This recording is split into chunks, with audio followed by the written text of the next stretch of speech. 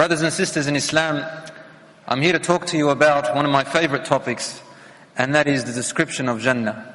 Let's take a walk, inshallah, through this place which Allah subhanahu wa ta'ala has promised those who are God conscious, in private and in open. Those of us who Imam al-Nawawi says there are 4 fundamentals for the person who wants to enter paradise. Number 1, to strive hard in worship. Number 2, to pardon others who have wronged you. Number 3, to restrain your anger. And number 4, to abstain from the haram things as much as you can. That is the road, inshaAllah, to Jannah. And the Shaykh after me will be talking about something like that, inshaAllah ta'ala. So my brothers and sisters in Islam, I begin with a verse in Surah Ali Imran, where Allah subhanahu wa ta'ala makes a comparison between the world we live in and the world that is next, which He has promised. Allah says in the Quran, بعد أعوذ بالله من الشيطان الرجيم, بسم الله الرحمن الرحيم, اعلموا أنما الحياة الدنيا لعب وله وزينة وتفاخر بينكم وتكاثر في الأموال والأولاد كمثل غيث أعجب الكفار نباته ثم يهيج فتراه مصفرا ثم يكون حطاما وفي الآخرة عذاب شديد ومغفرة من الله ورضوان وما الحياة الدنيا إلا متاع الغرور. Which means, know that this worldly life is nothing but play and entertainment and decorations and competition, boasting over what I have and what you have among each other, and raising and gathering loads and herds of wealth, and children a backbone. Just like a cloud that comes that pleases farmers a lot because they look forward to it, and then it begins to rain and produce for them crops of abundance, and then those crops after a little while wither away, and then till the next season. So you enjoy it for a little bit and it's gone. This is the example of the worldly life, Allah says.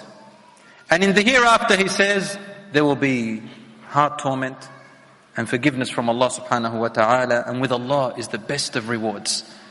But you know what Allah subhanahu wa ta'ala then says? He says, قُلْ أَأُنَبِّئُكُمْ بِخَيْرٍ مِّن ذَلِكُمْ. Do you want me to tell you something better than all of that? Something greater than all of this that people strive for? لِلَّذِينَ اتَّقَوْا عِندَ رَبِّهِمْ جَنَّاتٌ تَجْرِي مِن تَحْتِهَا الْأَنْهَارُ خَالِدِينَ فِيهَا وَأَزْوَاجٌ مُطَهَّرَةٌ وَرِضْوَانٌ مِّنَ اللَّهِ وَاللَّهُ بَصِيرٌ بِالْعِبَادِ. For those who fear Allah subhanahu wa ta'ala and abstain from the things which anger Him, with their Lord are many paradises. Jannat is a plural for Jannah. Jannat is plural for Jannah. Allah subhanahu wa ta'ala has installed many, many gardens for one single person, beneath which rivers flow, and pure, beautiful spouses, and a pleasure from your Lord. And Allah subhanahu wa ta'ala is aware, watching everyone.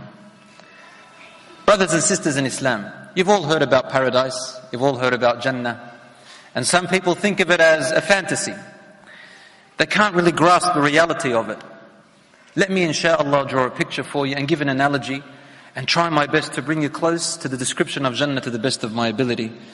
But at the same time, I don't think anyone has succeeded in describing Jannah, because the Prophet ﷺ did say, فِيهَا مَا لَا عَيْنٌ رَأَتْ. In paradise there are things that no eye has ever seen. وَلَا أُذُنٌ سَمِعَتْ. And no ear has ever heard. وَلَا خَطَرَ عَلَى قَلْبِ بَشَرٍ.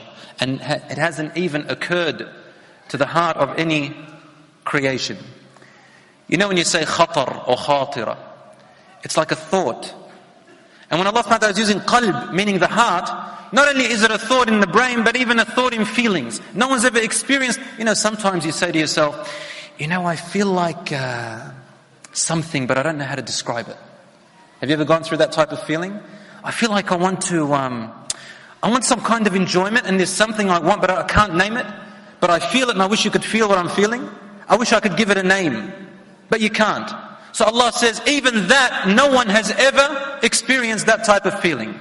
There are things in Jannah like that. So how can I describe it, subhanAllah? But we can give a little tiny example of what Jannah is like. Brothers and sisters in Islam, since my topic is a walk into Jannah, then let me begin with the verse of the Quran where Allah subhanahu wa ta'ala tells us where that walk begins. Allah says in Surah Al-Zumar, وَسِيقَ الَّذِينَ اتَّقَوْا رَبَّهُمْ إِلَى الْجَنَّةِ زُمَرًا.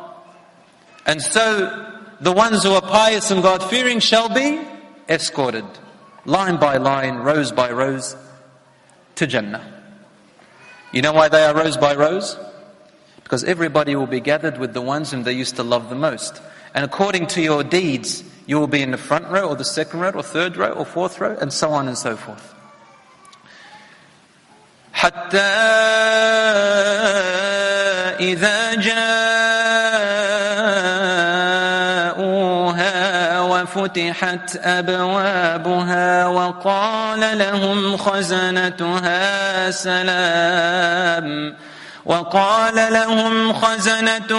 سلام عليكم طبتم فادخلوها خالدين.